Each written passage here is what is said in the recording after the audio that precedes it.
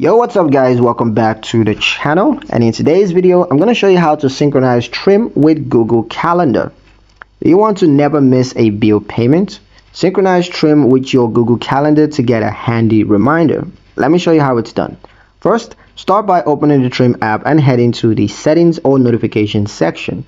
There, look for the option called Calendar Syncs or Bill Reminders.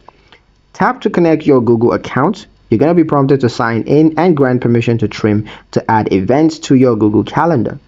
Once connected, Trim will automatically add your upcoming bill due dates as a calendar event.